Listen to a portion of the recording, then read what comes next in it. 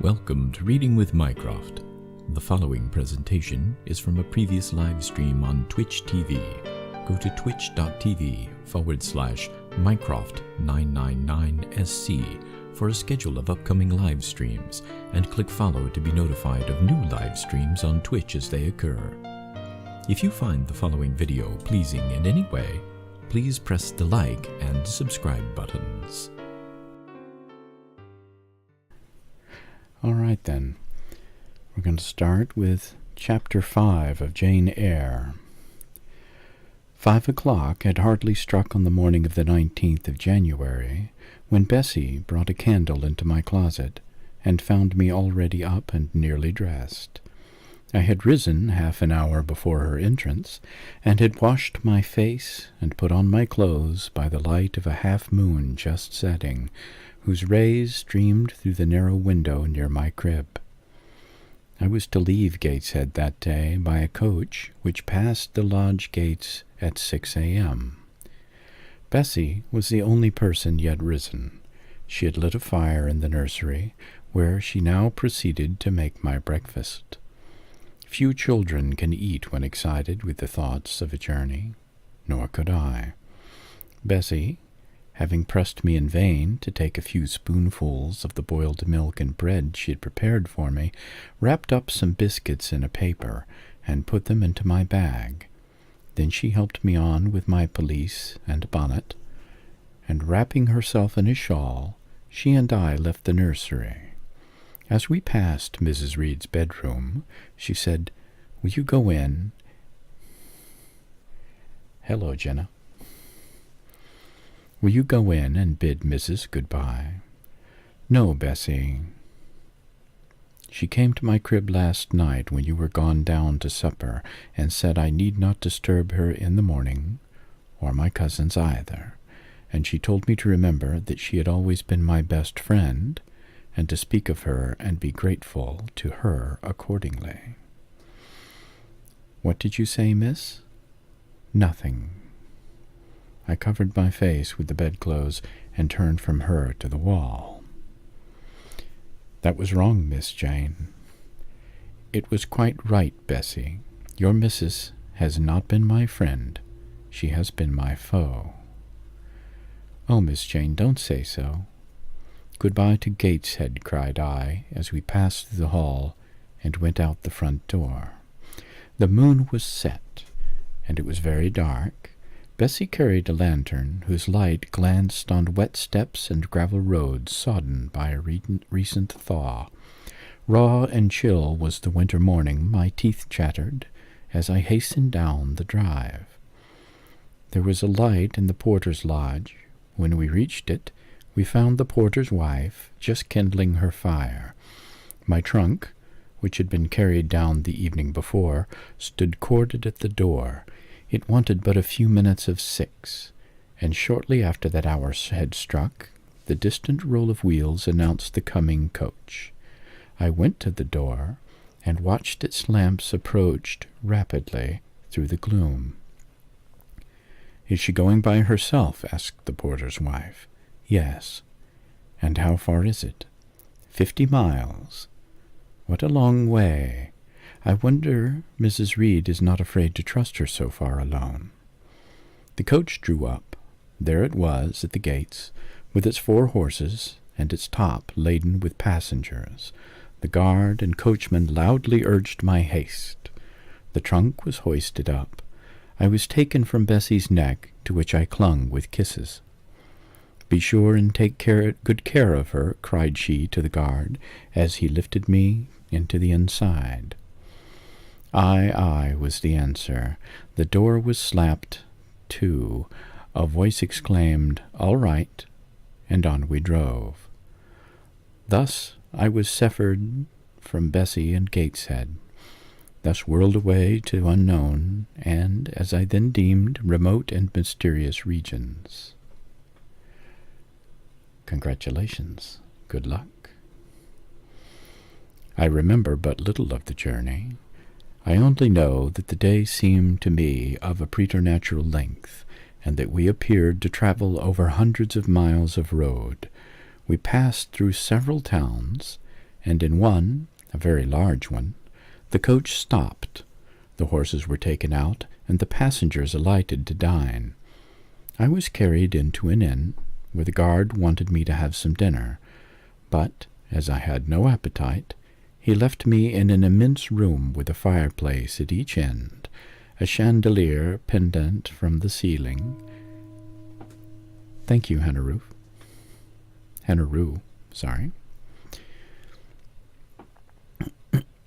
A chandelier pendant from the ceiling, and a little red gallery high up against the wall filled with musical instruments. Here I walked about for a long time, feeling very strange, and mortally apprehensive of someone coming in and kidnapping me, for I believed in kidnappers, their exploits having frequently figured in Bessie's fireside chronicles.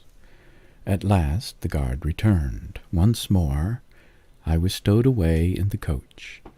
My protector mounted his own seat, sounded his hollow horn, and away we rattled over the stony streets of Lancashire. The afternoon came on wet and somewhat misty as it waned into dusk. I began to feel that we were getting very far indeed from Gateshead. We ceased to pass through towns. The country changed. Great grey hills heaved up round the horizon. As twilight deepened, we descended a valley, dark and wood, and long after night had overclouded the prospect, I heard a wild wind rushing amongst the trees. Yes, you should have. Lulled by the sound, I at last dropped asleep. I had not long slumbered when the sudden cessation of motion awoke me. The coach door was open, and a person, like a servant, was standing at it. I saw her face and dress by the light of the lamps. "Is there a little girl called Jane Eyre here?" she asked. I answered yes, and was then lifted out. My trunk was handed down, and the coach instantly drove away. I was stiff with long sitting, and bewildered with the noise and motion of the coach. Gathering my faculties, I looked around me. Rain, wind, and darkness filled the air. Nevertheless, I dimly discerned a wall before me, and a door open in it. Through this door I passed with my new guide. She shut and locked it behind her. There was now visible a house or houses, for the building spread far, with many windows and lights burning in some. We went up a broad pebbly path, splashing wet, and were admitted at a door. Then the servant led me through a passage into a room with a fire, where she left me alone. I stood and warmed my numb fingers over the blaze. Then I looked around. There was no candle, but the uncertain light from the hearth showed by intervals papered walls, carpet, curtains, shining mahogany furniture. It was a parlour, not so spacious or splendid as the drawing-room at Gateshead, but comfortable enough. I was puzzling to make out the subject of a picture on the wall when the door opened, and an individual carrying a light entered. Another followed close behind. The first was a tall lady with dark hair, dark eyes, and a pale and large forehead. Her figure was partly enveloped in a shawl. Her countenance was grave, her bearing erect. "The child is very young to be sent alone," said she, putting her candle down on the table. She considered me attentively for a minute or two, then further added, "She had better be put to bed soon. She looks tired. Are you tired?" she asked, placing her hand on my shoulder. "A little, ma'am." "And hungry too, no doubt. Let her have some supper before she goes to bed, Miss Miller. Is this the first time you have left your parents to come to my school, my little girl?" I explained to her that I had no parents. She inquired how long they had been dead, then how old I was, what was my name, whether I could read, write, and sew a little. Then she touched my cheek gently with her forefinger, and saying, she hoped I should be a good child, dismissed me along with Miss Miller.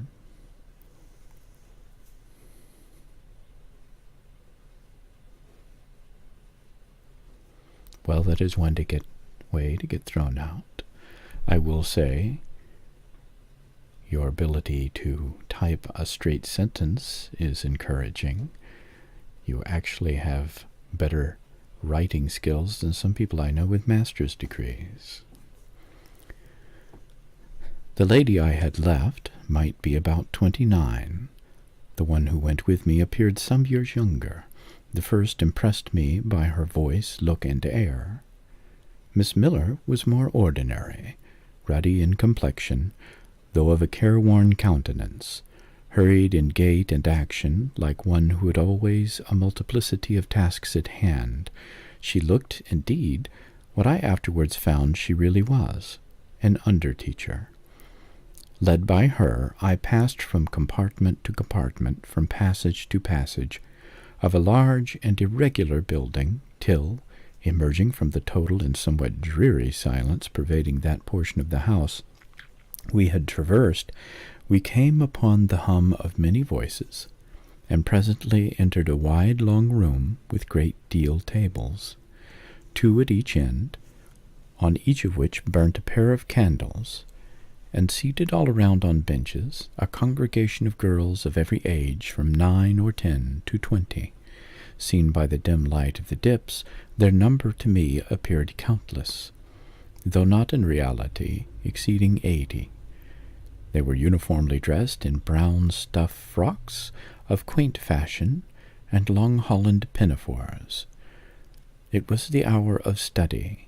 They were engaged in conning over their tomorrow's task, and the hum I had heard was the combined result of their whispered repetitions. Miss Miller signed to me to sit on a bench near the door.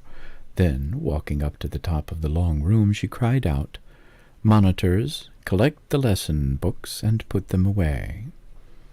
4 tall girls arose from different tables, and going round, gathered the books and removed them. Miss Miller again gave the word of command. "Monitors, fetch the supper trays."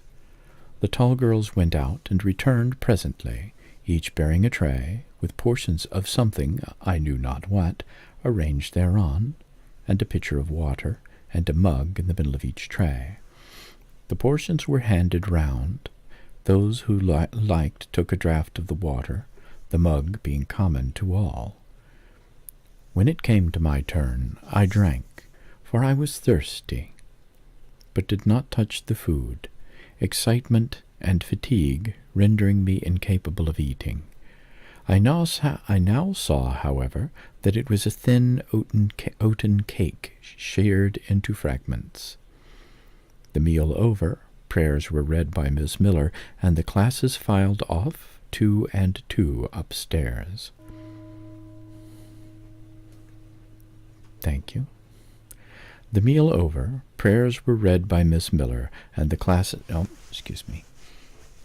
Overpowered by this time with weariness, I scarcely noticed what sort of place the bedroom was, except that, like the schoolroom, I saw it was very long. Tonight I was to be Miss Miller's bedfellow. She helped me to undress. When laid down, I glanced at the long rows of beds, each of which was quickly filled with 2 occupants. In 10 minutes the single light was extinguished, and amidst the silence and complete darkness I fell asleep. The night passed rapidly. I was too tired even to dream. I only once awoke to hear the wind rave in furious gusts and the rain fall in torrents, and to be sensible that Miss Miller had taken her place by my side. When I again unclosed my eyes, a loud bell was ringing. The girls were up and dressing. Day had not yet begun to dawn, and a rushlight or 2 burned in the room. I, too, rose reluctantly. It was bitter cold, and I dressed as well as I could, for shivering, and washed when there was a basin at liberty, which did not occur soon, as there was but 1 basin to 6 girls. On the stands down the middle of the room Again the bell rang. All formed in file, 2 and 2, and in that order descended the stairs and entered the cold and dimly lit schoolroom. Here prayers were read by Miss Miller. Afterward she called out, "Form classes." A great tumult succeeded for some minutes, during which Miss Miller repeatedly exclaimed, "Silence!" and "Order!" When it subsided, I saw them all drawn up in 4 semicircles before 4 chairs, placed at the 4 tables. All held books in their hands, and a great book like a Bible lay on each table before the vacant seat. A pause of some seconds succeeded, filled up by the low, vague hum of numbers. Miss Miller walked from class to class, hushing this indefinite sound. A distant bell tinkled. Immediately 3 ladies entered the room. Excuse me.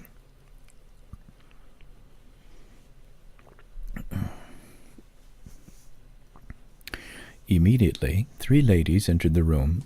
Each walked to a table and took her seat. Miss Miller assumed the 4th vacant chair, which was that nearest the door, and around which the smallest of the children were assembled. To this inferior class I was called, and placed at the bottom of it. Business now began. The day's collect was repeated. Then certain texts of Scripture were said, and to these succeeded a protracted reading of chapters in the Bible, which lasted an hour. By the time that exercise was terminated, day had fully dawned. The indefatigable bell now sounded for the 4th time. The classes were marshaled and marched into another room to breakfast. How glad I was to behold a prospect of getting something to eat.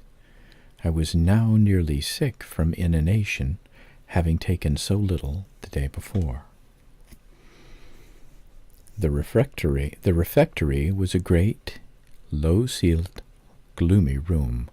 On 2 long tables smoked basins of something hot, which, however, to my dismay, sent forth an odor far from inviting. I saw a universal manifestation of discontent when the fumes of the repast met the nostrils of those destined to swallow it. From the van of the procession, the tall girls of the 1st class, rose the whispered words, "Disgusting! The porridge is burnt again." "Silence!" ejaculated a voice, not that of Miss Miller, but one of the upper teachers. A little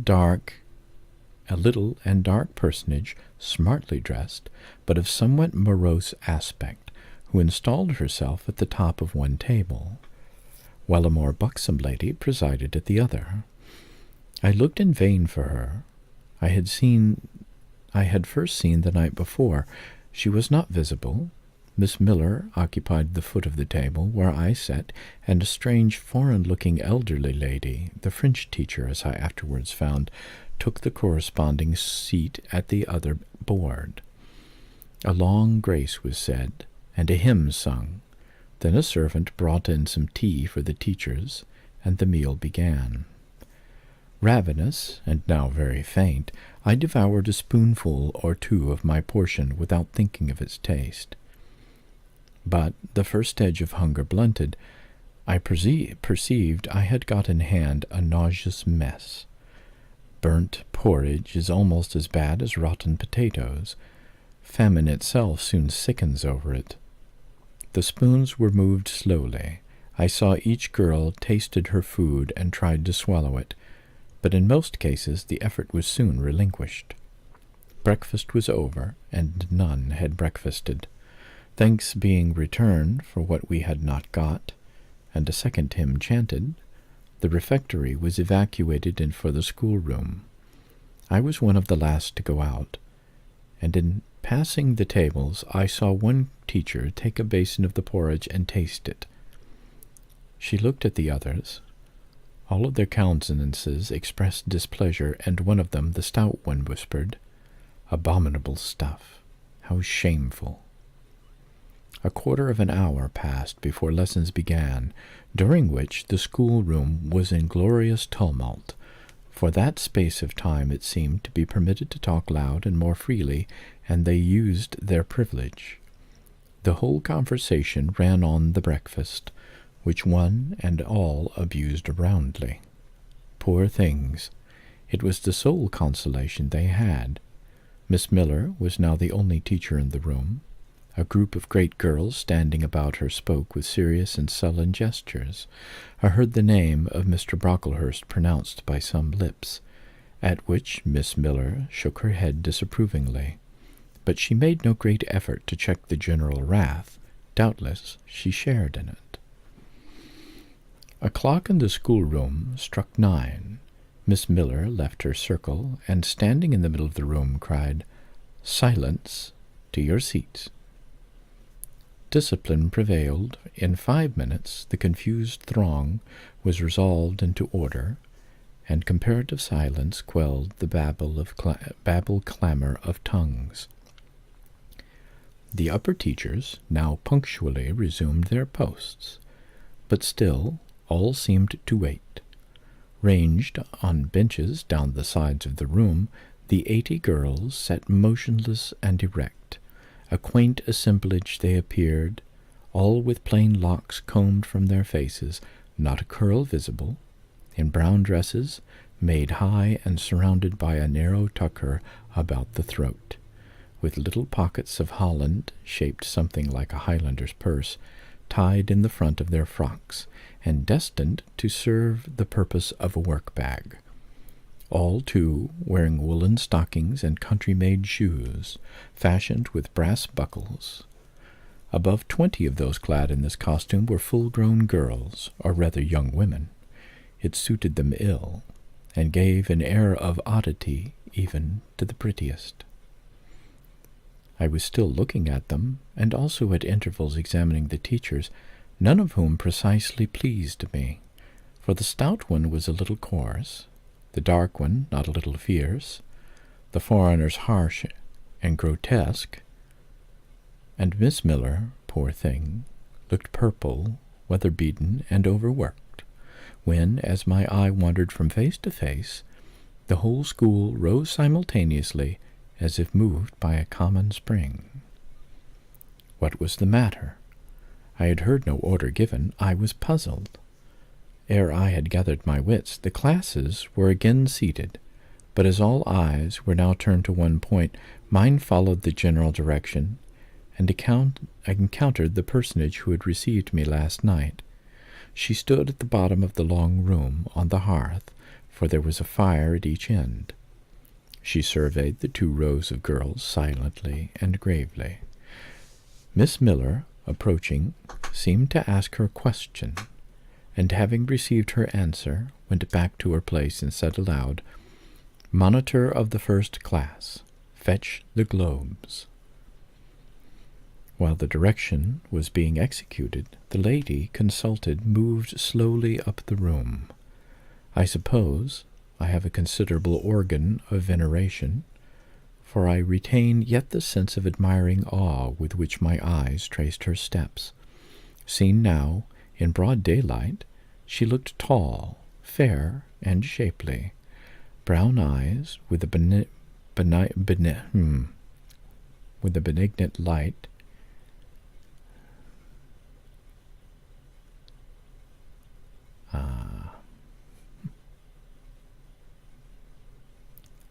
Thank you, Jenna.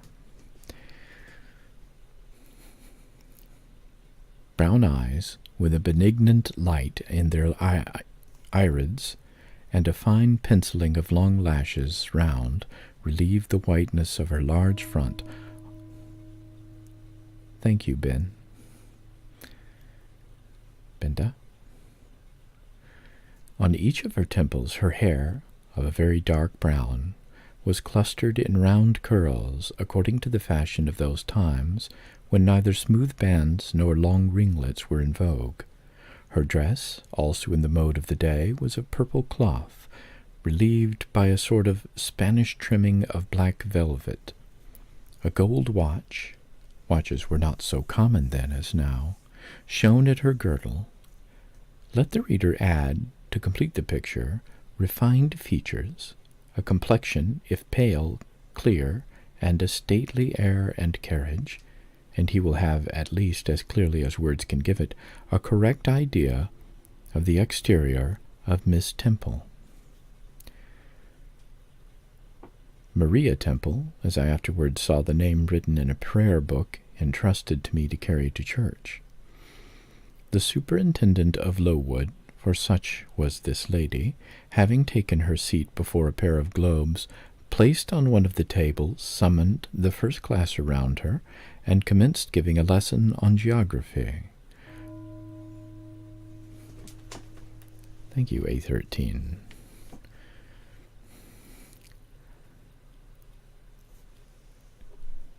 The lower classes were called by the teachers. Repetitions in history, grammar, and such went on for an hour.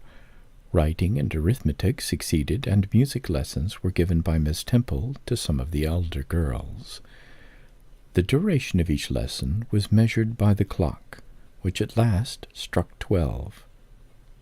The superintendent rose. "I have a word to address to the pupils," said she. The tumult of cessation from lessons was already breaking forth, but it sank at her voice. She went on.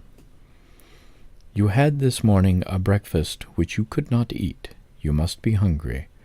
I have ordered that a lunch of bread and cheese be served to all." The teachers looked at her with a sort of surprise. "It is to be done on my responsibility," she added in an explanatory tone to them, and immediately afterwards left the room. The bread and cheese was presently brought in and distributed, to the high delight and refreshment of the whole school. The order was now given to the garden. Each put on a coarse straw bonnet with strings of colored calico and a cloak of gray frieze. I was similarly equipped, and following the stream, I made my way into the open air. The garden was a wide enclosure surrounded with walls so high as to exclude every glimpse of prospect. A covered veranda ran down one side, and broad walks bordered a middle space divided into scores of little beds. These beds were assigned as gardens for the pupil to cultivate, and each bed had an owner. When full of flowers, they would doubtless look pretty. But now, at the latter end of January, all was wintry blight and brown decay. I shuddered as I stood and looked around me. It was an inclement day for outdoor exercise, not positively rainy, but darkened by a drizzling yellow fog. All underfoot was still soaking wet with the floods of yesterday. The stronger among the girls ran about and engaged in active games, but sundry pale and thin ones herded together for shelter and warmth on the veranda, and amongst these, as the dense mist penetrated to their shivering frames, I heard frequently the sound of a hollow cough. As yet I had spoken to no one, nor did anyone seem to take notice of me. I stood lonely enough, but to that feeling of isolation I was accustomed. It did not oppress me much. I leant against a pillar of the veranda, drew my gray mantle close about me, and trying to forget the cold which nipped me without, and the unsatisfied hunger which gnawed me within, delivered myself up to the employment of watching and thinking. My reflections were too undefined and fragmentary to merit record. I hardly yet knew where I was.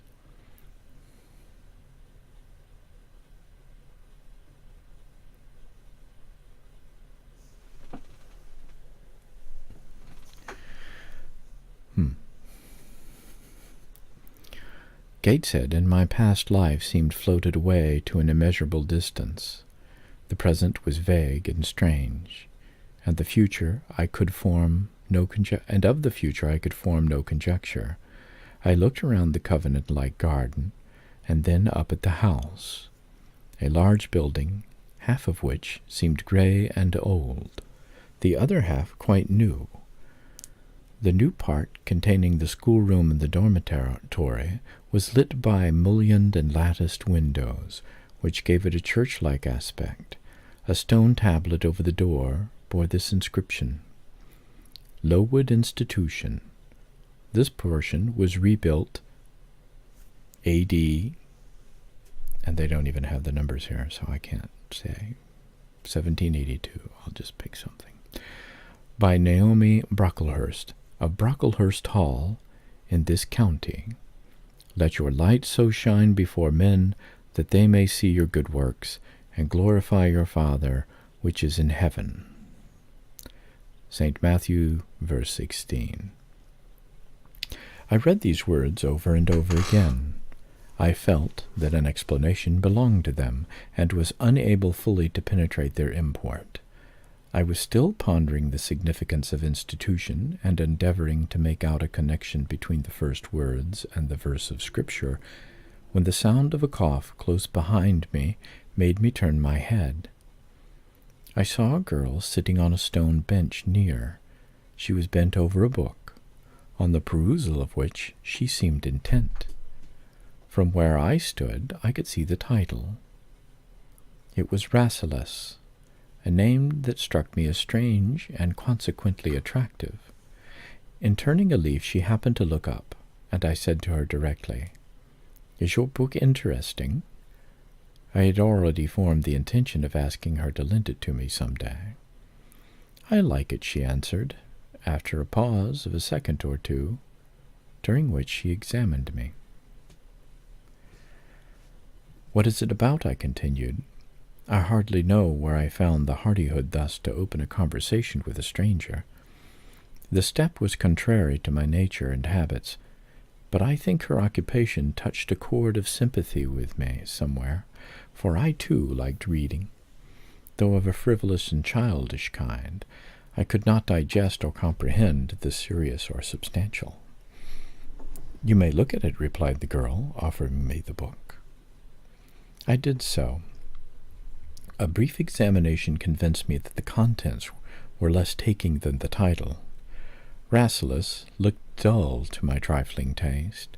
I saw nothing about fairies, nothing about genii. No bright variety seemed spread over the closely printed pages. I returned it to her. She received it quietly, and without saying anything. She was about to relapse into her former studious mood. Again I ventured to disturb her. "Can you tell me what the writing on that stone over the door means? What is Lowood Institution? This house where you are come to live. And why do they call it institution?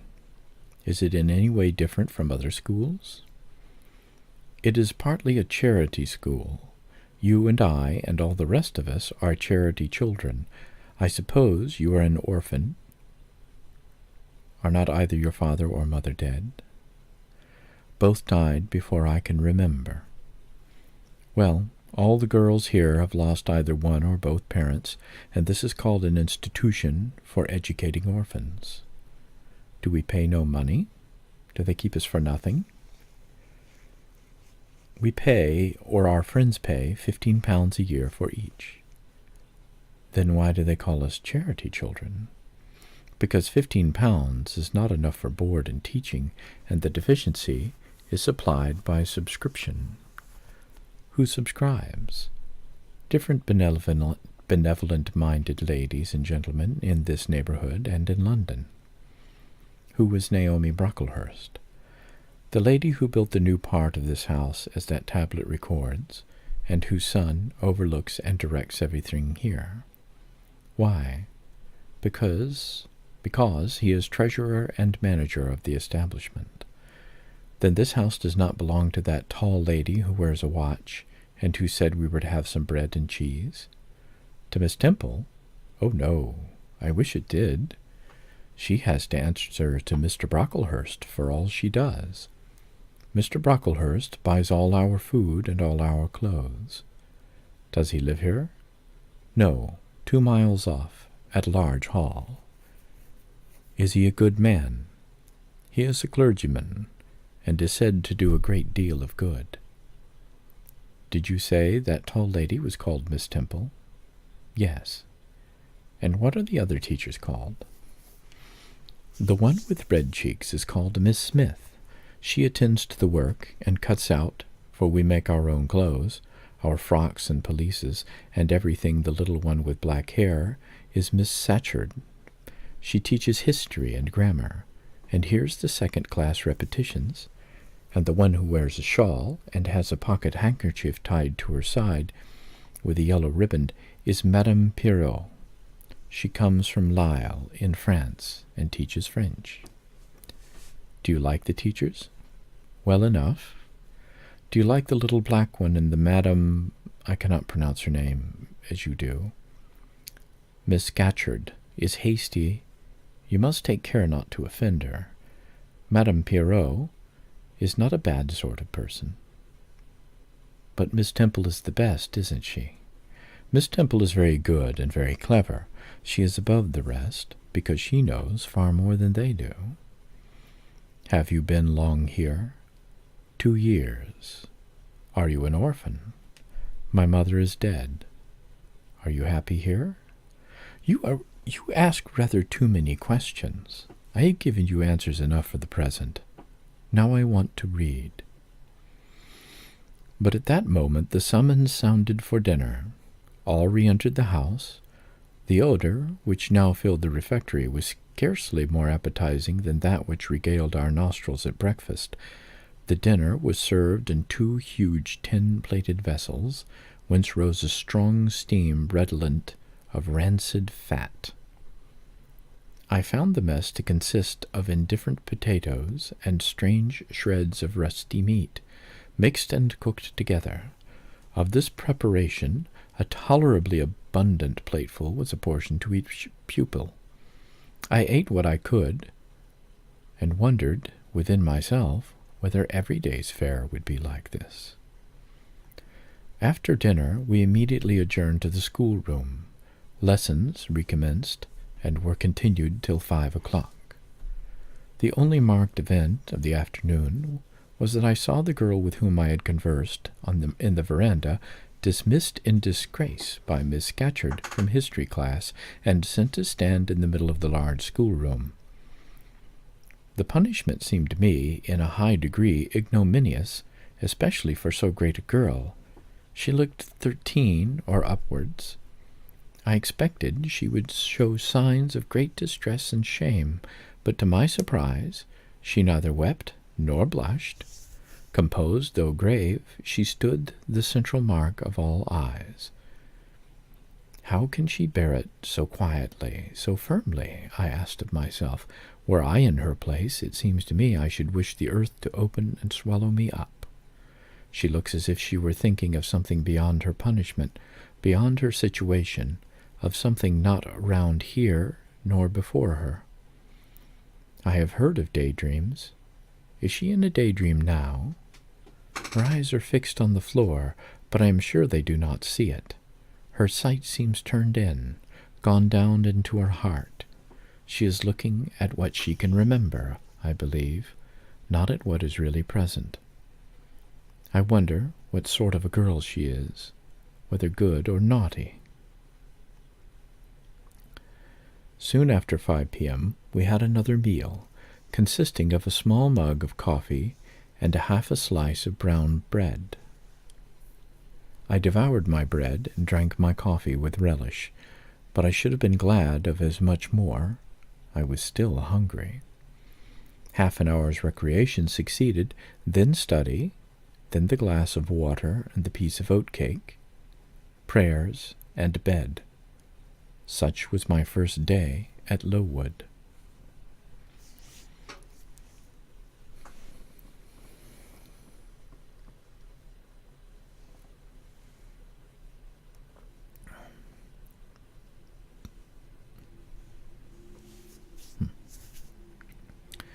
Chapter 6. The next day commenced as before, getting up and dressing by rushlight.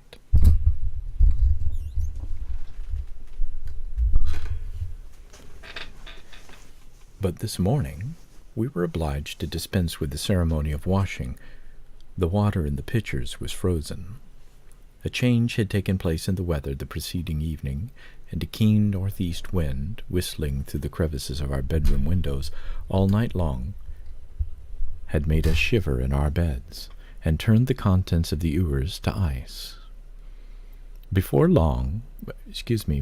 long hour and a half of prayers and Bible reading was over, I felt ready to perish with cold. Breakfast time came at last, and this morning the porridge was not burnt. The quality was eatable, the quantity was small.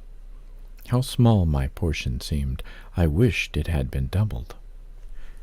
In the course of the day, I was enrolled a member of the 4th class, and regular tasks and occupations were assigned me.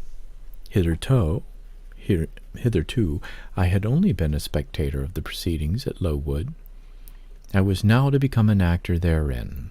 At first, being little accustomed to learn by heart, the lessons appeared to me both long and difficult. The frequent change from task to task, too, bewildered me, and I was glad when about 3 o'clock in the afternoon Miss Smith put into my hands a border of muslin 2 yards long, together with needle, thimble, and such, and sent me to sit in a quiet corner of the schoolroom, with directions to hem the same.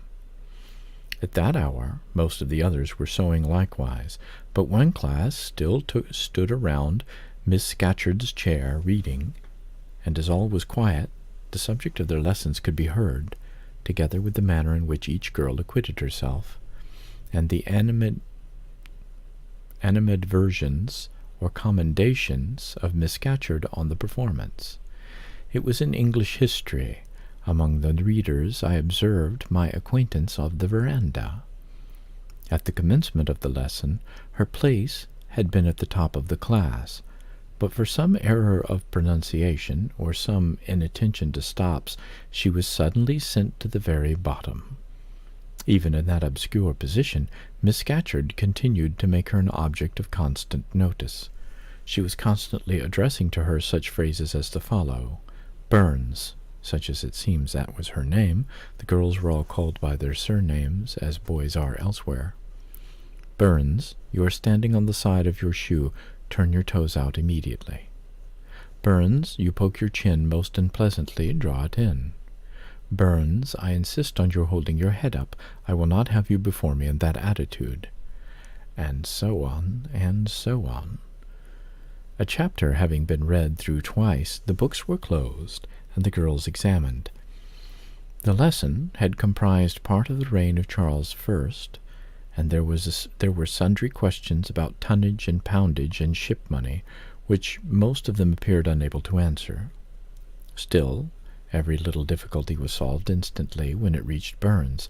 Her memory seemed to have retained the substance of the whole lesson, and she was ready with answers on every point.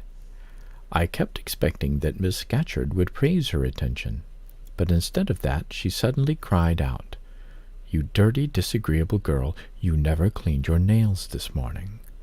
Burns made no answer. I wondered at her silence. Why, thought I, does she not explain that she could neither clean her nails nor wash her face? The water was frozen.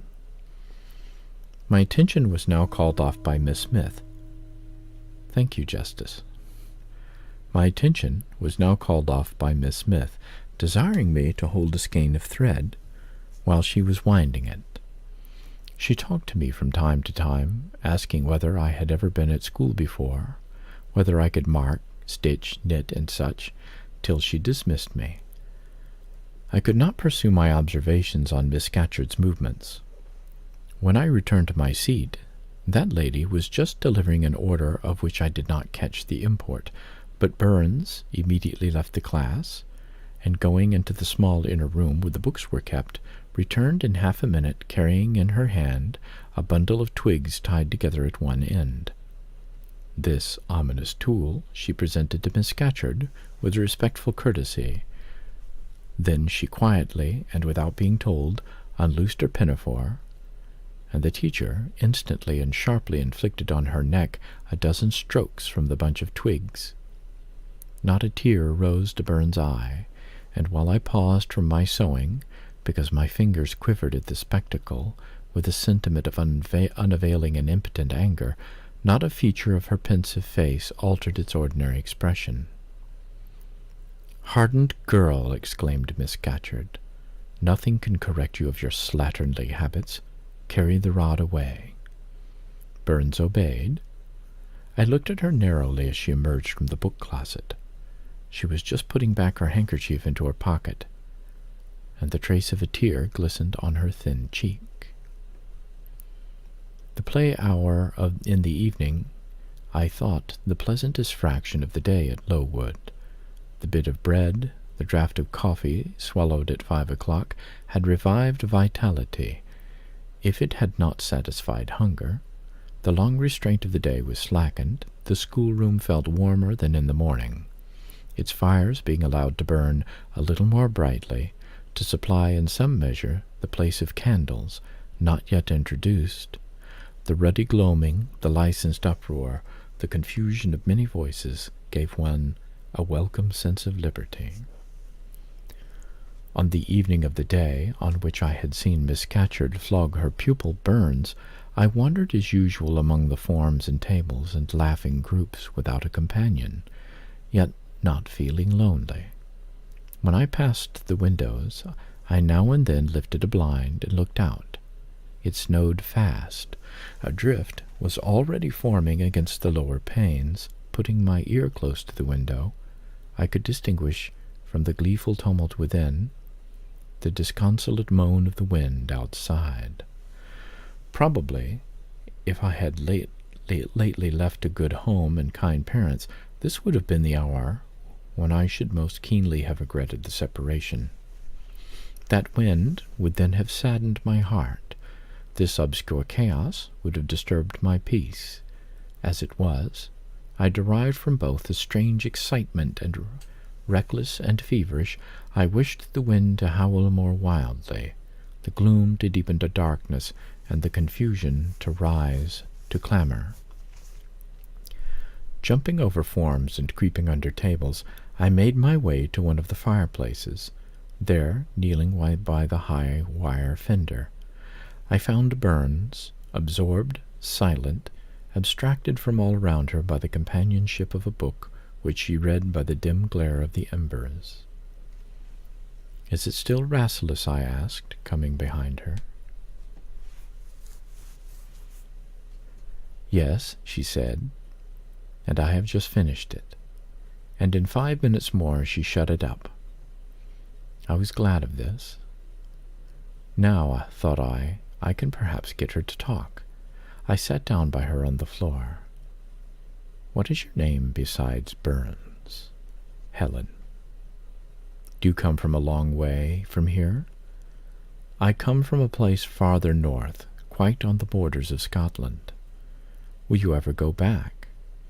"I hope so, but nobody can be sure of the future." "You must wish to leave Lowood." "No. Why should I? I was sent to Lowood to get an education, and it would be of no use going away until I have attained that object." "But that teacher, Miss Scatcherd, is so cruel to you." "Cruel?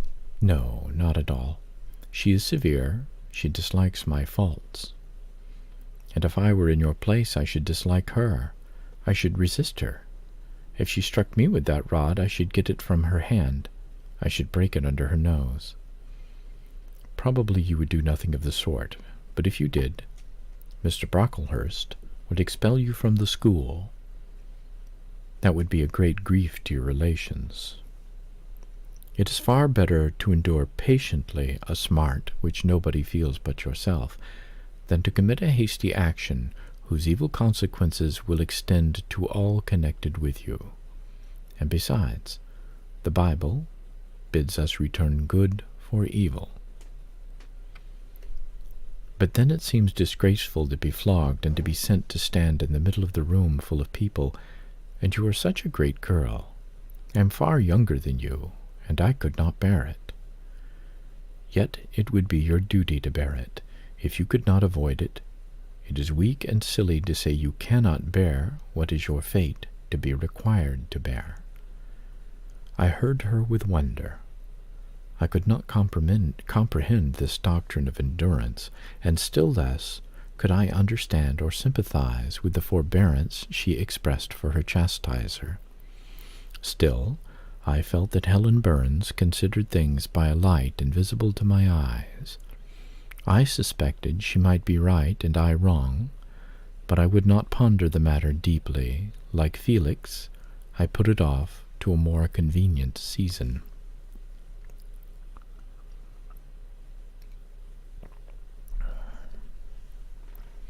You say you have faults, Helen. What are they? To me, you seem very good. Then learn from me not to judge by appearances. I am, as Miss Scatcherd said slatternly, I seldom put and never keep things in order. I am careless. I forget rules. I read when I should learn my lessons. I have no method, and sometimes I say, like you, I cannot bear to be subjected to systematic arrangements. This is all very provoking to Miss Scatcherd, who is naturally neat, punctual, and particular. And cross and cruel, I added. But Helen Burns would not admit my addition. She kept silence. Is Miss Temple as severe to you as Miss Scatcherd?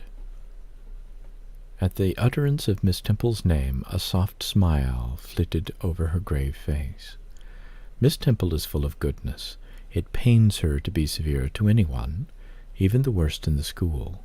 She sees my errors, and tells me of them gently, and if I do anything worthy of praise, she keeps me my meed liberally. One strong proof of my wretchedly defective nature is that even her expostulations, so mild, so rational,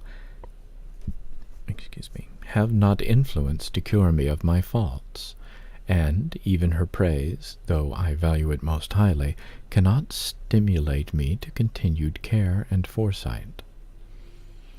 This is curious, said I. It is so easy to be careful. For you, I have no doubt it is. I observed you in your class this morning and saw you were closely attentive. Your thoughts never seemed to wander while Miss Miller explained the lesson and questioned you. Now, mine continually rove away. When I should be listening to Miss Scatcherd and collecting all she says with assiduity, I often I lose the very sound of her voice. I fall into a sort of dream. Sometimes I think I am in Northumberland, and that noises I hear around me are the bubbling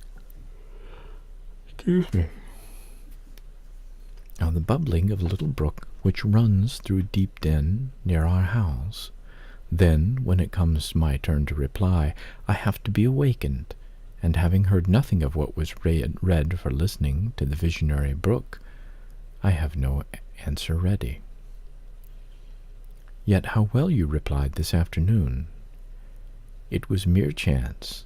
The subject on which we had been reading had interested me. This afternoon, instead of dreaming of deep den, I was wondering how a man who wished to do right could act so unjustly and unwisely as Charles I sometimes did, and I thought what a pity it was that with his integrity and his conscientiousness he could see no further than the prerogatives of the crown. If he had but been able to look to a distance and see how what they called the spirit of the age was tending. Still, I like Charles. I respect him. I pity him. Poor murdered king. Yes, his enemies were the worst. They shed blood they had no right to shed. How dared they kill him? Helen was talking to herself now. She had forgotten. I could not very well understand her, that I was ignorant, or nearly so, of the subject she discussed. I recalled her to my level. And when Miss Temple teaches you, do your thoughts wander then? No, certainly not often, because Miss Temple has generally something to say which is newer than my own reflections. Her language is singularly agreeable to me, and the information she communicates is often just what I wish to gain. Well then, with Miss Temple you are good. Yes, in a passive way. I make no effort. I follow as inclination guides me. There is no merit in such goodness. Hello, Risk. A great deal. You are good to those who are good to you. It is all I ever desired to be. If people were always kind and obedient to those who are cruel and unjust, the wicked people would have it all their own way. They would never feel afraid, and so they would never alter, but would grow worse and worse. When we are struck at without reason, we should strike back again very hard. I am sure we should, so hard as to teach the person who struck us never to do it again. You will change your mind, I hope, when you grow older. As yet you are but a little untaught girl. But I feel this, Helen. I must dislike those who, whatever I do to please them, persist in disliking me. I must resist those who punish me unjustly. It is as natural as that I should love those who show me affection or submit to punishment when I feel it is deserved. Heathens and savage tribes hold that doctrine, but Christians and civilized nations disown it.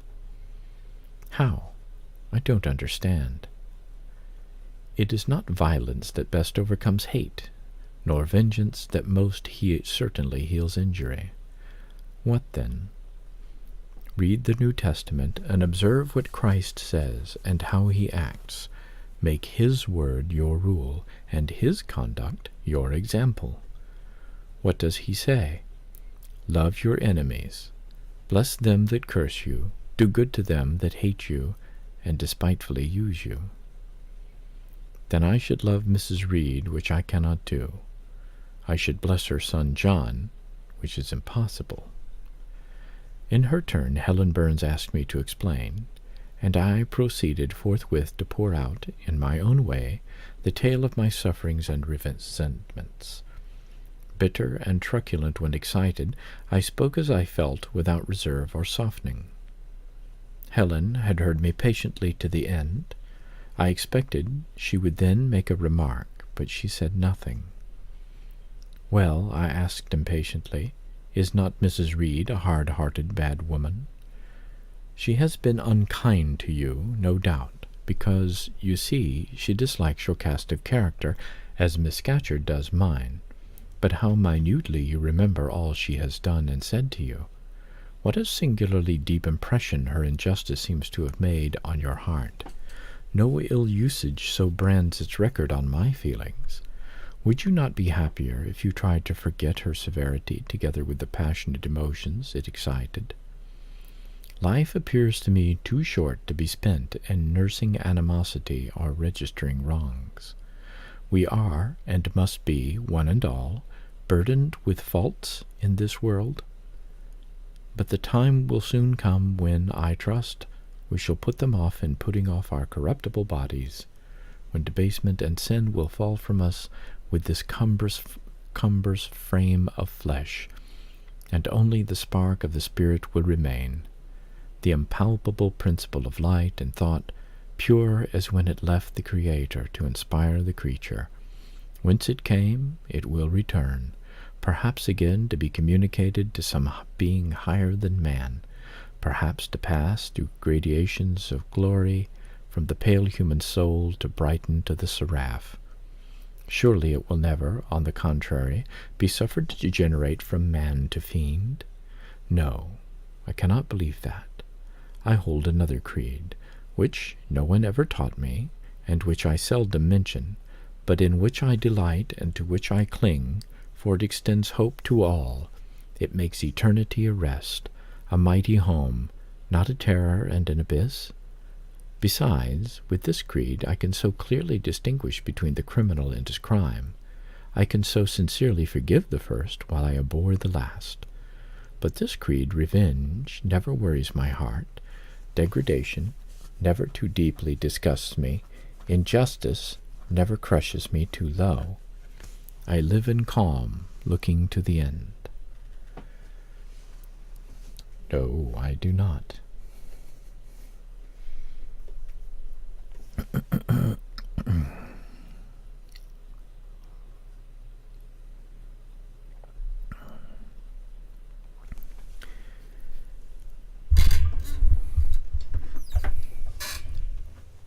Helen's head, always drooping, sank a little lower as she finished this sentence. I saw by her look she no longer wished to talk to me, but rather to converse with her own thoughts. She was not allowed much time for meditation.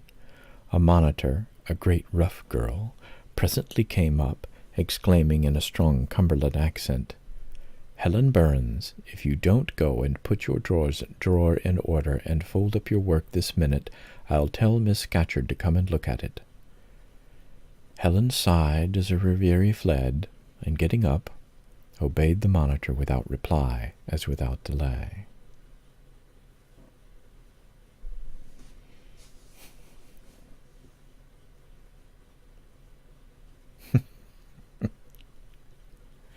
That depends on what the questions are. Are they merely philosophical, or are they factual?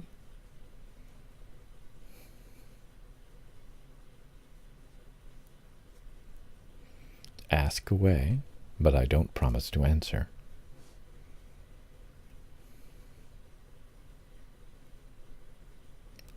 Or not. Chapter 7. My first quarter at Lowood seemed an age, and not the golden age either. It comprised an irksome struggle with difficulties in habituating myself to new rules and unwonted tasks. The fear of failure in these points harassed me worse than the physical hardships of my lot, though they were trifles. Coke.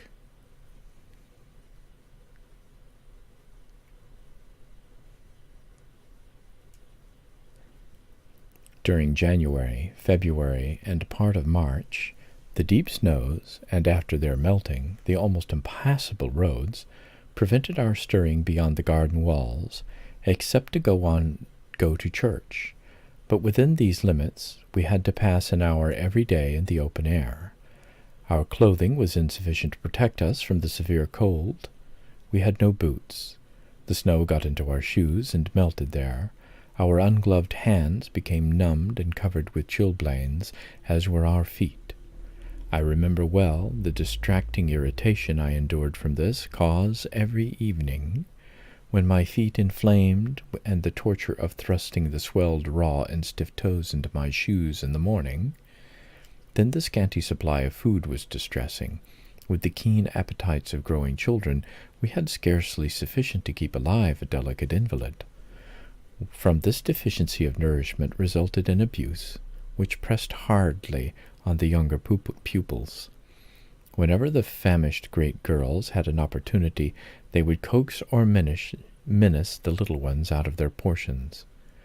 Many a time I have shared between two claimants the precious morsel of brown bread distributed at tea-time, and after relinquishing to a third half the contents of my mug of coffee, I have swallowed the remainder with an accompaniment of secret tears, forced from me by the exigency of hunger. Burger and fries. Sundays were dreary days in that wintry season. We had to walk 2 miles to Brocklebridge Church, where our patron officiated. We set out cold. We arrived at church colder. During the morning service we became almost paralyzed. It was too far to return to dinner, and an allowance of cold meat and bread in the same penurious portion observed in our ordinary meals was served round between the services. Purely philosophical and subjective questions. At the close of the afternoon service we returned by an exposed and hilly road, with a bitter winter wind blowing over a range of snowy summits to the north, almost flayed the skin from our faces. No, chicken and rice is nice. I just prefer burgers and fries. I can remember Miss Temple walking lightly and rapidly along our drooping line.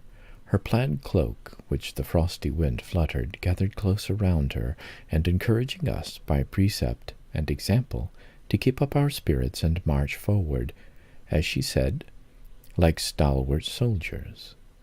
The other teachers, poor things, were generally themselves too much dejected to attempt the task of cheering others.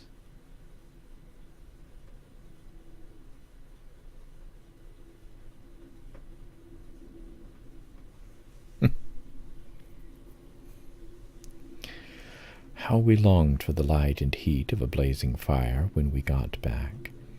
But to the little ones at last, this was denied.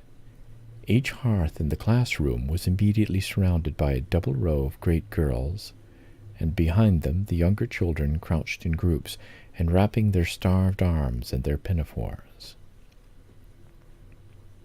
A little solace came at tea time in the shape of a double ration of bread, a whole instead of a half slice, with the delicious addition of a thin scrape of butter.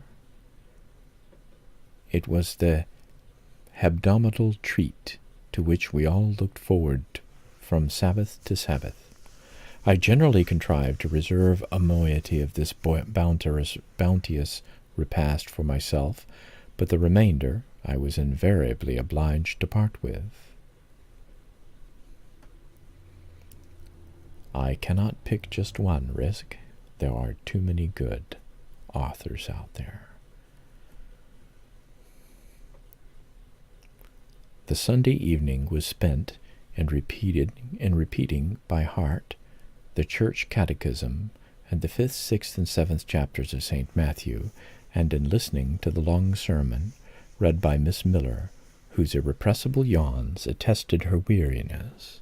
A frequent interlude of those performances was the enactment of the part of Atticus by some half-dozen little girls, who, overpowered with sleep, would fall down, if not out of the 3rd loft, yet off the 4th form, and be taken up half dead. The remedy was to thrust them forward into the center of the schoolroom, and oblige them to stand there till the sermon was finished. Sometimes their feet failed them, and they sank together in a heap. They were then propped up with the monitor's high stools.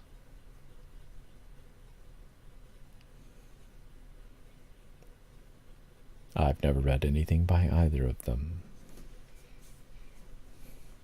How about Eric Hoffer?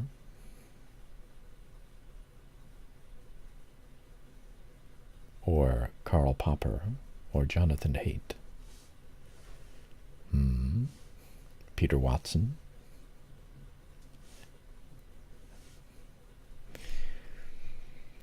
I have not yet alluded to the visits of Mr. Brocklehurst, and indeed that gentleman was from home during the greater part of the first month after my arrival, perhaps prolonging his stay with his friend, the Archdeacon. His absence was a relief to me. I need not say that I had my own reasons for dreading his coming, but come he did at last.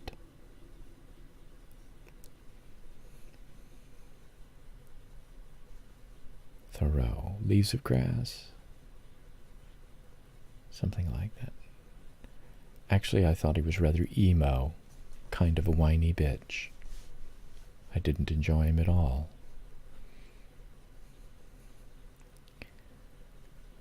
Well, Dr. Seuss is quite good. He did an excellent job at what he does, although there are 2 S's at the end of his name. At the end, not one. One afternoon, I had then been 3 weeks at Lowood, as I was sitting with a slate in my hand, puzzling over some in long division, my eyes raised in abstraction to the window, caught sight of a figure just passing. I recognized almost instinctively that gaunt outline. Thank you, Raffle. Raffle? Am I reading it right?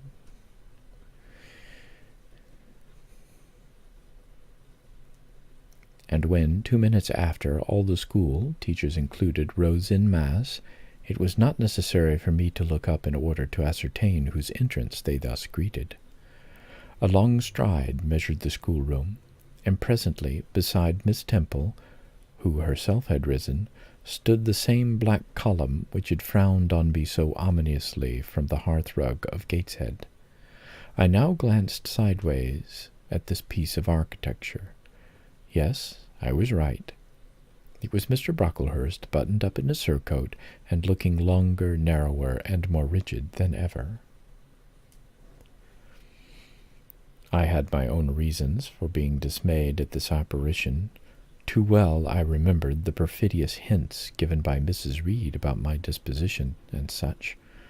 The promise pledged by Mr. Brocklehurst to apprise Miss Temple and the teachers of my vicious nature. All along I had been dreading the fulfillment of this promise.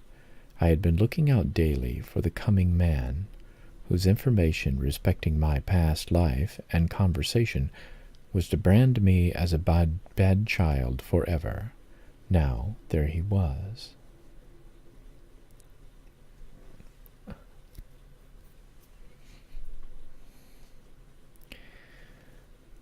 He stood at Miss Temple's side. He was speaking low in her ear. I did not doubt. He was making disclosures about my villainy, and I watched her eye with painful anxiety, expecting every moment to see its dark orb turn on me a glance of repugnance and contempt. I listened too, and as I happened to be seated quite at the top of the room, I caught most of what he said. Its import relieved me from immediate apprehension. I suppose, Miss Temple, the thread I bought at Lowton will do. It struck me that it would be just of the quality for the calico chemises, and I sorted the needles to match. You may tell Miss Smith that I forgot to make a memorandum of the darning needles, but she shall have some papers sent in next week, and she is not on any account to give out more than one at a time to each pupil. If they have more, they are apt to be careless and lose them. And oh, ma'am, I wish the woolen stockings were better looked to. When I was here last, I went into the kitchen garden and examined the clothes drying on the line. There was a quantity of black hose in a very bad state of repair from the size of the holes in them. I was sure that they had not been well mended from time to time. He paused. Your directions should be attended to, sir. Your directions shall be attended to, sir, said Miss Temple.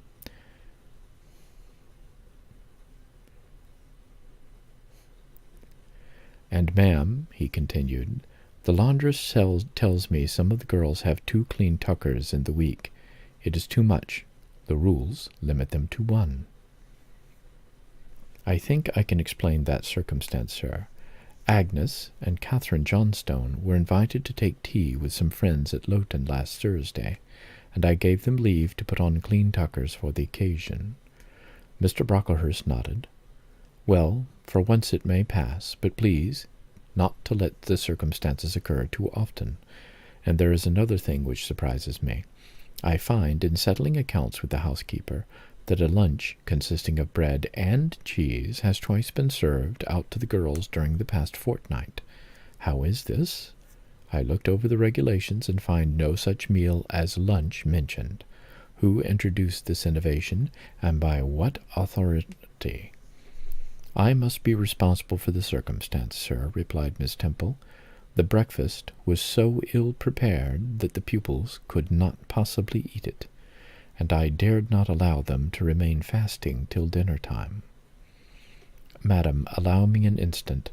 You are aware that my plan in bringing up these girls is not to accustom them to habits of luxury and indulgence, but to render them hardy, patient, self-denying. Should any little accidental disappointment of the appetite occur, such as the spoiling of the meal, the under or the overdressing of the dish, the incident ought not to be neutralized by replacing with something more delicate the comfort lost.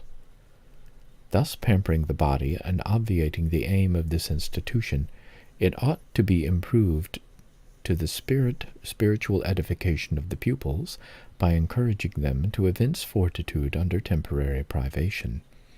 A brief address on those occasions would not be mistimed, wherein a judicious instructor would take the opportunity of referring to the suffering of the primitive Christians, to the torments of martyrs, to the exhortations of our blessed Lord himself, calling upon his disciples to take up their cross and follow him, to his warnings that man shall not live by bread alone, but by every word that proceedeth out of the mouth of God, to his divine consolations.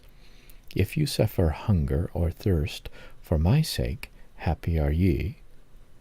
O madam, when you put bread and cheese instead of burnt porridge into these children's mouths, you may indeed feed their vile bodies, but you think little how you starve their immortal souls.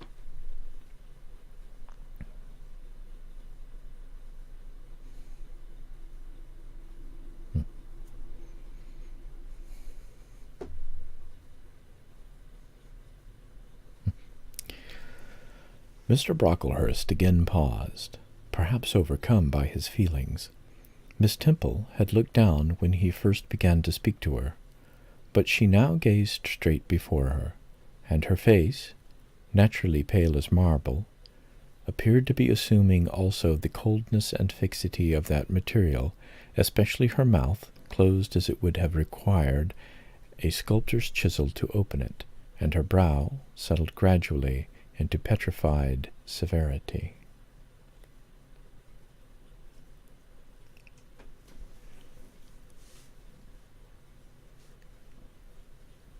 Meantime, Mr. Brocklehurst, standing on the hearth with his hands behind his back, majestically surveyed the whole school. Suddenly his eye gave a blink, as if it had met something that either dazzled or shocked its pupil.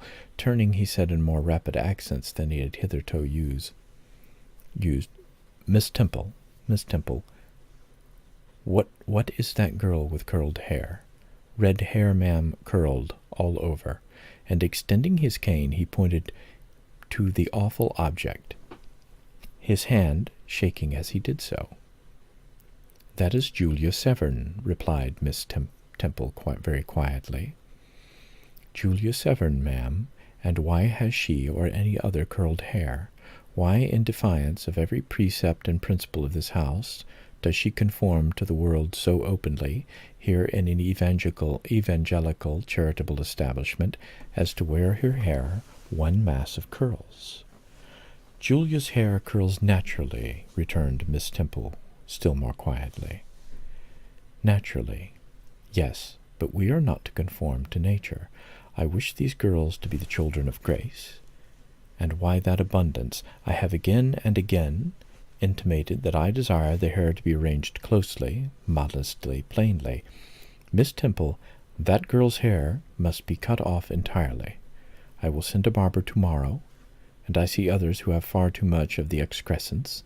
That tall girl, tell her to turn around. Tell all the first form to rise up and direct their faces to the wall. Miss Temple passed her handkerchief over her lips as if to smooth away the involuntary smile that curled them. She gave the order, however, and when the first class could take in what was required of them, they obeyed. Leaning a little back on my bench, I could see the looks and grimaces with which they commented on this maneuver. It was a pity Mr. Brocklehurst could not see them too. He would perhaps have felt that, whatever he might do with the outside of the cup and the platter, the inside was further beyond his interference than he imagined.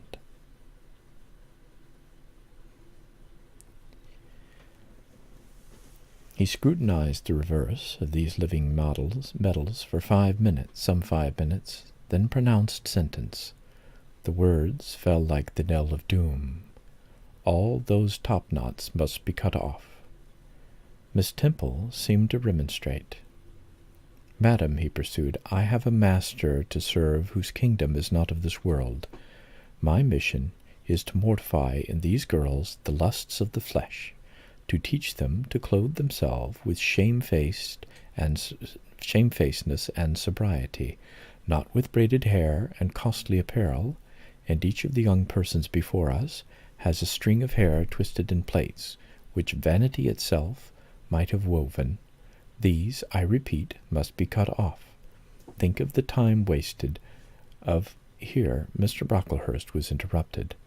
3 other visitors, ladies, now entered the room. They ought to have come a little sooner to have heard this lecture on dress, for they were splendidly attired in velvet, silk, and furs. The 2 younger of the trio, Fine girls of 16 and 17 had gray beaver hats, then in fashion, shaded with ostrich plumes, and from under the brim of this graceful headdress fell a profusion of light tresses, elaborately curled. The elderly lady was enveloped in a costly velvet shawl, trimmed with ermine, and she wore a false front of French curls.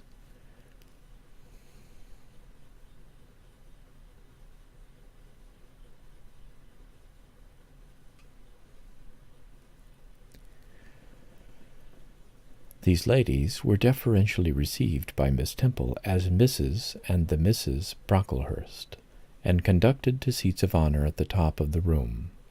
It seems they had come in the carriage with their reverend relative, and had been conducting a rummaging scrutiny of the room upstairs, while he transacted business with the housekeeper, questioned the laundress, and lectured the superintendent.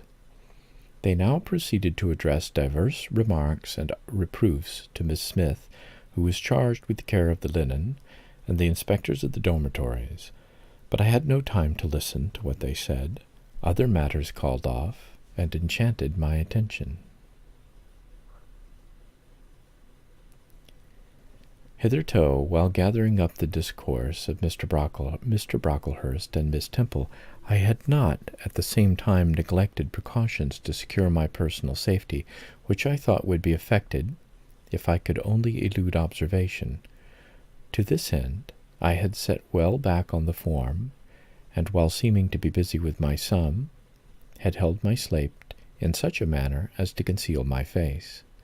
I might have escaped notice, had not my treacherous slate somehow happened to slip from my hand, and falling with an obtrusive crash, directly drawn every eye upon me. I knew it was all over now, and as I stooped to pick up the 2 fragments of slate, I rallied my forces for the worst to come.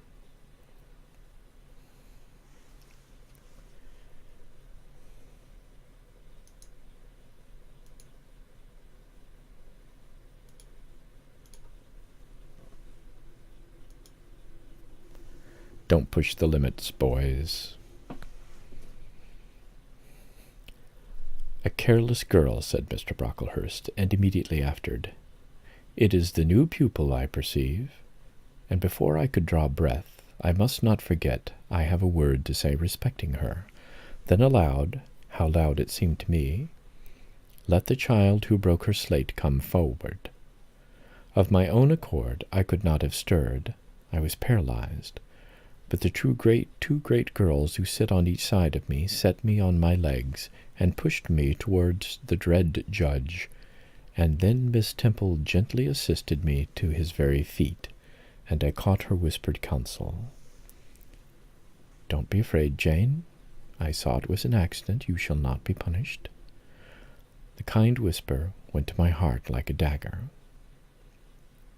Another minute, and she will despise me for a hypocrite, thought I, and an impulse of fury against Reed, Brocklehurst, and company bounded in my pulses at the conviction. I was no Helen Burns. Fetch that stool, said Mr. Brocklehurst, pointing to a very high one from which a monitor had just risen. It was brought. Place the child upon it, and I was placed there, by whom I don't know. I was in no condition to note particulars.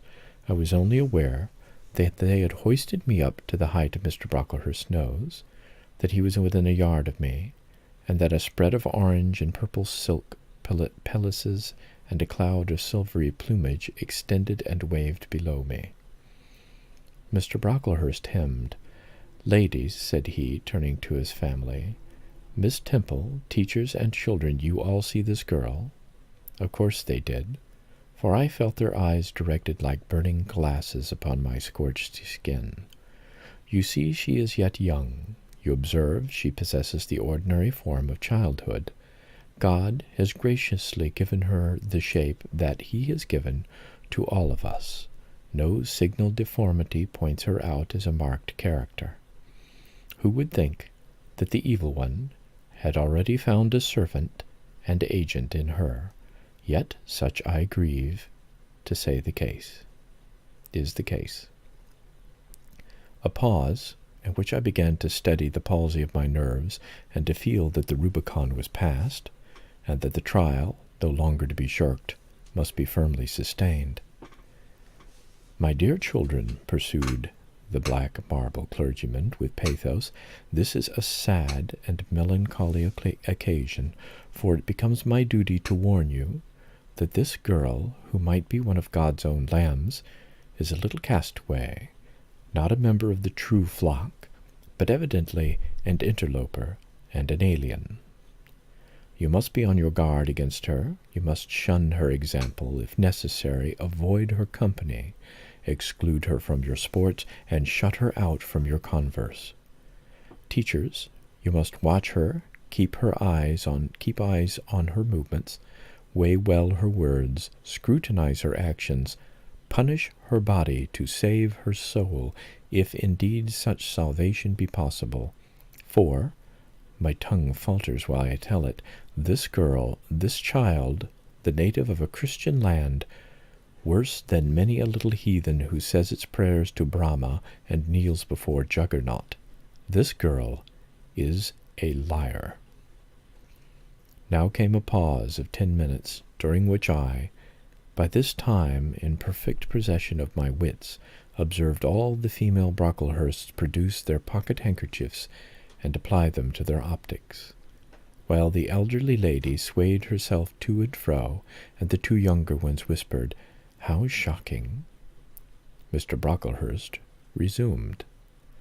"This I learned from her benefactress, from the pious and charitable lady who adopted her in her orphan state, reared her as her own daughter, and whose kindness and whose generosity the unhappy girl repaid by an ingratitude so bad, so dreadful, that at last her excellent patroness was obliged to separate her from her own young ones, fearful lest her vicious example should contaminate their purity. She has sent her here to be healed, even as the Jews of old sent their diseased to the troubled pool of Bethesda. And teachers, superintendent, I beg of you not to allow the waters to stagnate around her." With this sublime conclusion, Mr. Brocklehurst adjusted the top button of his surcoat, muttered something to his family, who rose, bowed to Miss Temple, and then all the great people sailed in state from the room. Turning at the door, my judge said, "Let her stand half an hour longer on that stool, and let no one speak to her during the remainder of the day." There was I, then mounted aloft, I who had said I could not bear the shame of standing on my natural feet in the middle of the room, was now exposed to general view on a pedestal of infamy. What my sensations were, no language can describe, but just as they all rose, stifling my breath and constricting my throat, a girl came up and passed me. In passing, she lifted her eyes. What a strange light inspired them! What an extraordinary sensation that ray sent through to me! How the new feeling bore me up! It was as if a martyr, a hero, had passed a slave or victim, and imparted strength in the transit. I mastered the rising hysteria, lifted up my head, and took a firm stand on the stool. Helen Burns asked some slight question about her work of Miss Smith, was chidden for the triviality of the inquiry, and returned to her place, and smiled at me as she again went by. What a smile! I remember it now, and I know it was the effluence of fine intellect, of true courage.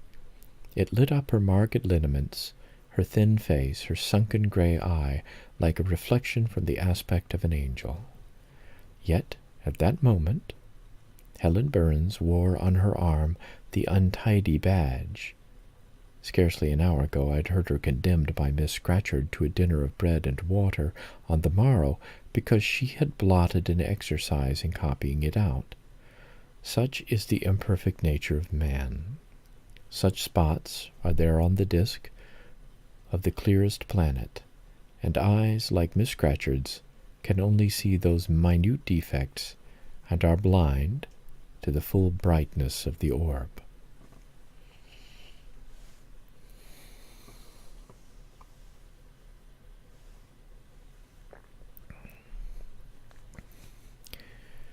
Ere the half-hour had ended, 5 o'clock struck. School was dismissed, and all were gone into the refectory to tea. I now ventured to descend. It was deep dusk. I retired into a corner and sat down on the floor.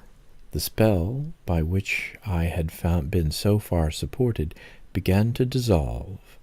Reaction took place, and soon, so overwhelming was the grief that seized me, I sank prostrate with my face to the ground. Now I wept. Helen Burns was not here. Nothing sustained me. Left to myself, I abandoned myself, and my tears watered the boards. I had meant to be so good, and to do so much at Lowood, to make so many friends, to earn respect and win affection.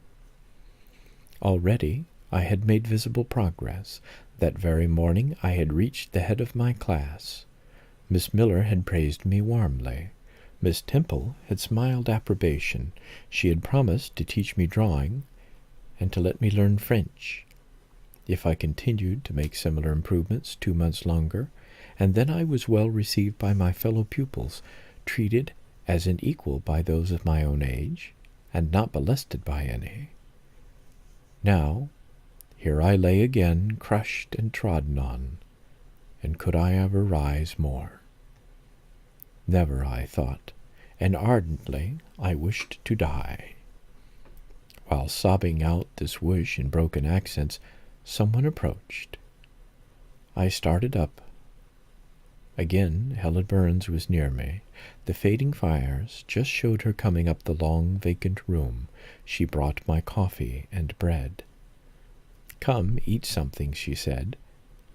But I put both away from me, feeling as if a drop or a crumb would have choked me in my present condition. Helen regarded me, probably with surprise. I could not now abate my agitation, though I tried hard. I continued to weep aloud. She sat down on the ground near me, embraced her knees with her arms, and rested her head upon them. In that attitude she remained silent as an Indian. I was the first who spoke. "Helen, why do you stay with a girl whom everybody believes to be a liar?" "Everybody, Jane? Why, there are only 80 people have heard you called so, and the world contains hundreds of millions." "But what have I to do with millions? The 80, I know, despise me." "Jane, you are mistaken. Probably not one in the school either despises or dislikes you. Many, I am sure, pity you much." "How can they pity me after what Mr. Brocklehurst has said?" "Mr. Brocklehurst is not a god, nor is he even a great and admired man. He is little liked here. He never took steps to make himself liked. Had he treated you as an especial favorite, you would have found enemies, declared or covert, all around you. As it is, the greater number would offer you sympathy if they dared. Teachers and pupils may look coldly on you for a day or two, but friendly feelings are concealed in their hearts, and if you persevere in doing well, these feelings will ere long appear, so much the more evidently for their temporary suppression. Besides, Jane," she paused. "What, Helen?" said I, putting my hand into hers. She chafed my fingers gently to warm them and went on, "If all the world hated you and believed you wicked, while your own conscience approved you and absolved you from guilt, you would not be without friends." "No, I know I should think well of myself, but that is not enough. If others don't love me, I would rather die than live. I cannot bear to be solitary and hated. Helen, look here, to gain some real affection from you or Miss Temple or any other whom I truly love, I would willingly submit to have the bone of my arm broken, or to let a bull toss me, or to stand behind a kicking horse and let it dash its hoof into my chest. Hush, Jane. You think too much of the love of human beings. You are too impulsive, too vehement. The sovereign hand that created your frame and put life into it has provided you with other resources than your feeble self, or than creatures feeble as you. Besides this earth, and besides the race of men, there is an invisible world and a kingdom of spirits. That world is round us, for it is everywhere, and those spirits watch us, for they are commissioned to guard us. And if we were dying in pain and shame, if scorn smote us on all sides, and hatred crushed us, angels see our tortures, recognize our innocence, if innocent we be, and I know you are of this charge which Mr. Brocklehurst has weakly and pompously repeated at second hand from Mrs. Reed, for I need a sincere nature in your ardent eyes and on your clear front. And God waits only the separation of spirit from flesh to crown us with a full reward. Why then should we ever sink overwhelmed and with distress, when life is so soon over, and death is so certain an entrance to happiness, to glory?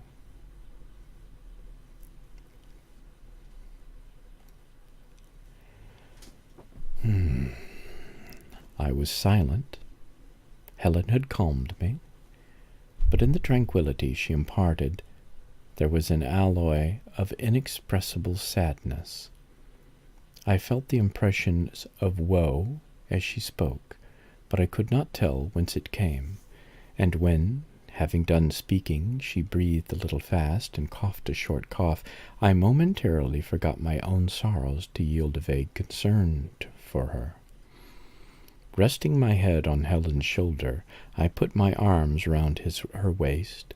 She drew me to her, and we reposed in silence. We had not sat long thus when another person came in. Some heavy clouds, swept from the sky by a rising wind, had left the moon bare, and her light, streaming in through the window near, shone full both on us and on the approaching figure, which we at once recognized as Miss Temple. "I came on purposely to find you, Jane Eyre," said she. "I want you in my room, and as Helen Burns is with you, she may come too."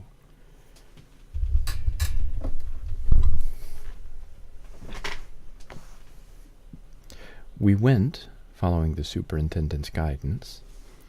We had to thread some intricate passages and mount a staircase before we reached her apartment. It contained a good fire and looked cheerful. Miss Temple told Helen Burns to be seated in a low armchair on one side of the hearth, and herself taking another, she called me to her side. "Is it all over?" she asked, looking down at my face. "Have you cried your grief away?" "I am afraid I shall never do that." "Why?" "Because I have been wrongly accused, and you, ma'am, and everyone else will now think me wicked." "We shall think you what you prove yourself to be, my child. Continue to act as a good girl, and you will satisfy us." "Shall I, Miss Temple?" "You will," said she, passing her arm around me.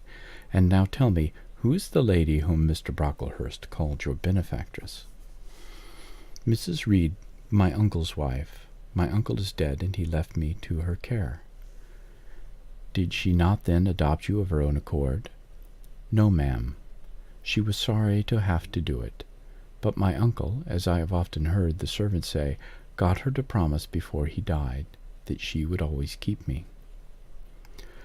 "Well now, Jane, you know, or at least I will tell you, that when a criminal is accused, he is always allowed to speak in his own defense. You have been charged with falsehood. Defend yourself to me as well you can. Say whatever your memory suggests is true, but add nothing and exaggerate nothing. I resolved in the depth of my heart that I would be most moderate, most correct, and having reflected a few minutes in order to arrange coherently what I had to say, I told her all the story of my sad childhood. Exhausted by emotion, my language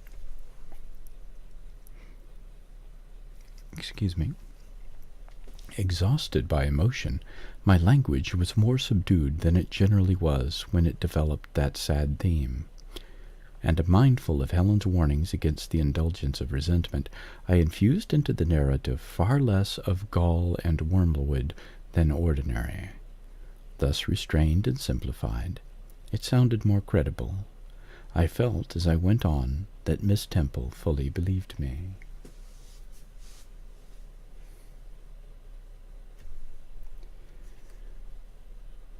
Okay, I've had enough of that.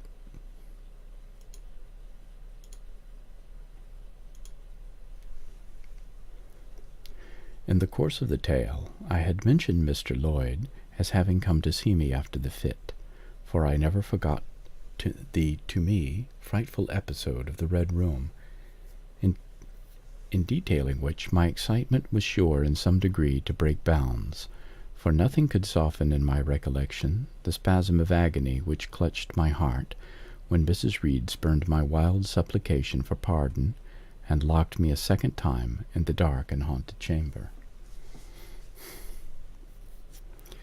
I had finished. Miss Temple regarded me a few minutes in silence. She then said, "I know something of Mr. Lloyd. I shall write to him. If his reply agrees with your statement, you shall be publicly cleared from every imputation to me, Jane. You are clear now." She kissed me, and still keeping me at her side, where I was well contented to stand, for I derived a child's pleasure from the contemplation of her face, her dress, her one or two ornaments, her white forehead, her clustered and shining curls, and beaming dark eyes, she proceeded to address Helen Burns. "How are you tonight, Helen? Have you coughed much today?" "Not quite so much, I think, ma'am." "And the pain in your chest?" "It is a little better." Miss Temple got up, took her hand, and examined her pulse, then returned to her own seat. As she resumed it, I heard her sigh low. She was pensive a few minutes. Then, rousing herself, she said cheerfully, "But you two are my visitors tonight. I must treat you as such." She rang her bell. "Barbara," she said to the servant who answered, "I have not yet had tea. Bring the tray and place cups for these two young ladies." And a tray was soon brought. How pretty to my eyes did the china cups and bright sea-spot look, placed on the little round table near the fire. How fragrant was the steam of the beverage and the scent of the toast, of which, however, I, to my dismay, for I was beginning to be hungry, discerned only a very small portion. Miss Temple discerned it too. "Barbara," said she, "can you not bring a little more bread and butter? There's not enough for 3. Barbara went out. She returned soon. "Mrs. Harden says she has sent up the usual quantity." Mrs. Harden, be it observed, was the housekeeper, a woman after Mr. Brocklehurst's own heart, made up of equal parts of whalebone and iron. "Oh, very well," returned Miss Temple. "We must make it do. Barbara, I suppose," and as the girl withdrew, she added smilingly, "Fortunately, I have it in my power to supply deficiencies for this once." Having invited Helen and me to approach the table, and place before each of us a cup of tea, with one delicious but thin morsel of toast, she got up, unlocked a drawer, and taking from it a parcel wrapped in paper, disclosed presently to our eyes a good-sized seed cake. "I meant to give each of you some of this to take with you, but as there is so little toast, you must have it now," and she proceeded to cut slices with a generous hand. We feasted that evening as on nectar and ambrosia, and not the least delight of the entertainment was the smile of gratification with which our hostess regarded us as we satisfied our famished appetites on the delicate fare she liberally supplied. Tea over and tray removed, she again summoned us to the fire. We sat one on each side of her, and now a conversation followed between her and Helen, which it was indeed a privilege to be admitted to hear. Miss Temple had always something of serenity in her air, of state in her mien, of revised propriety in her language, which precluded deviation into the ardent, the excited, the eager, something which chastened the pleasure of those who looked on her and listened to her by a controlling sense of awe. And such was my feeling now, but as to Helen Burns, I was struck with wonder. The refreshing meal, the brilliant fire, the presence and kindness of her beloved instructress, or, perhaps more than all these, something in her own unique mind, had roused her powers within her. They woke, they kindled. First they glowed in the bright tint of her cheek, which till this hour I had never seen but pale and bloodless. Then they shone in the liquid luster of her eyes, which had suddenly acquired a beauty more singular than that of Miss Temple's, a beauty neither of fine color, nor long eyelash, nor penciled brow, but of meaning, of movement, of radiance. Then her soul sat on her lips, and language flowed, from what source I cannot tell. Has a girl of 14 a heart large enough, vigorous enough, to hold the swelling spring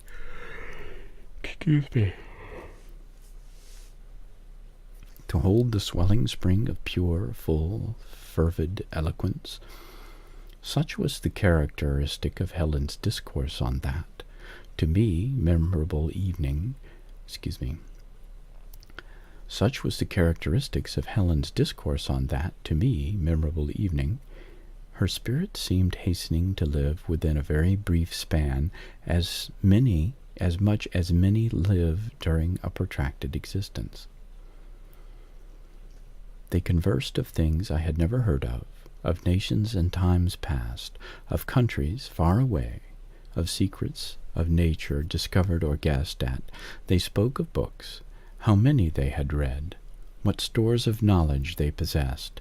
Then they seemed so familiar with French names and French authors, but my amazement reached its climax when Miss Temple asked Helen if she sometimes snatched a moment to recall the Latin her father had taught her, and, taking a book from a shelf, bade her read and construe a page of Virgil.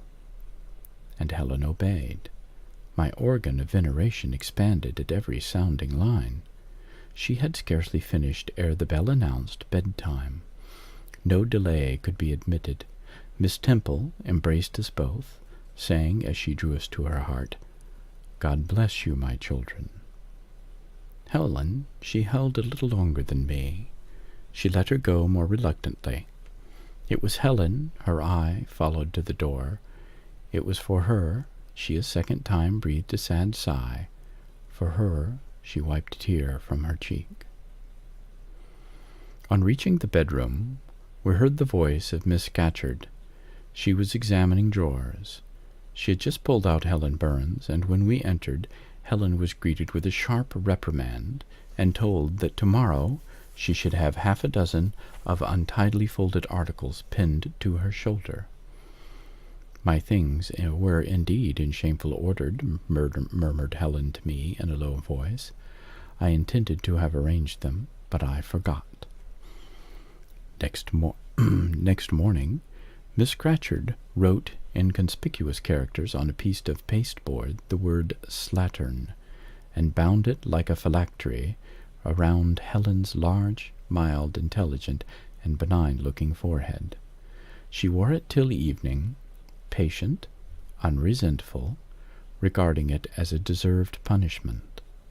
The moment Miss Scatcherd withdrew after afternoon school, I ran to Helen, tore it off, and thrust it into the fire, the fury of which she was incapable had been burning in my soul all day long, and tears, hot and large, had continually been scalding my cheek, for the spectacle of her sad resignation gave me an intolerable pain at the heart. About a week subsequently to the incidents above narrated, Miss Temple, who had written to Mr. Lloyd, received his answer. It appeared that what he said went to corroborate my account. Miss Temple, having assembled the whole school, announced that inquiry had been made into the charges alleged against Jane Eyre, and that she was most happy to be able to pronounce her completely cleared from every imputation. The teachers then shook hands with me and kissed me, and a murmur of pleasure ran through the ranks of my companions.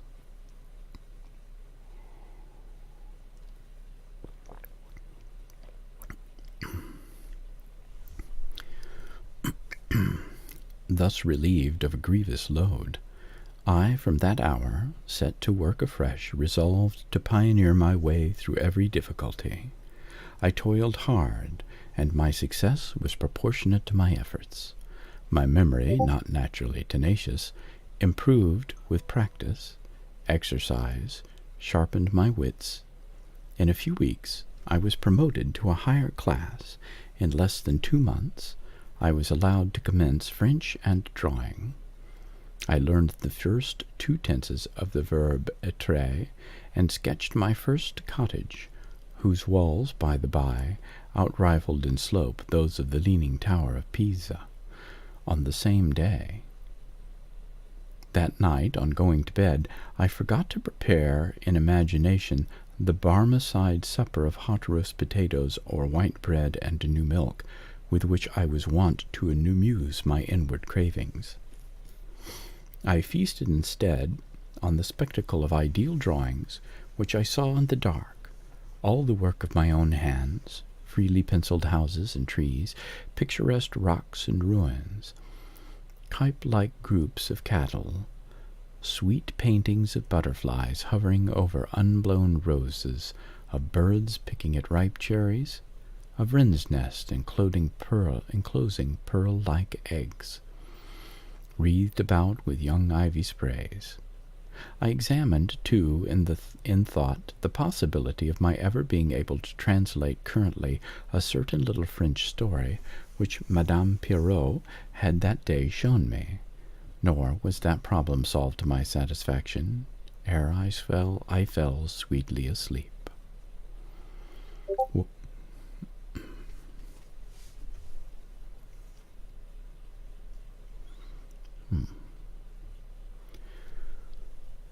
Well, as Solomon said, better is a dinner of herbs, where love is, than a stalled ox and hatred therewith.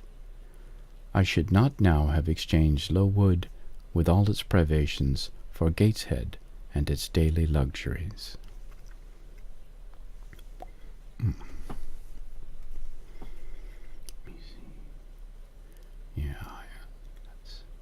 I think that will be the end for today. That was the end of Chapter 8, and I will be back not tomorrow night, but Saturday night at 10 p.m., because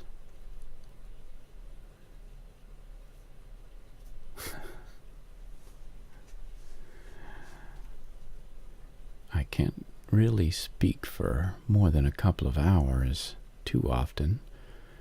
My voice just isn't quite up to it yet, but it is getting stronger. So I hope to see all of you tomorrow.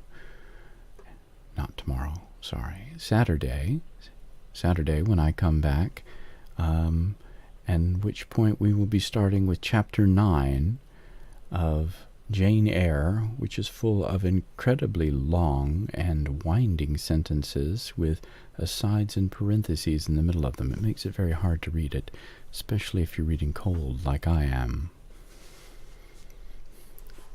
Yes.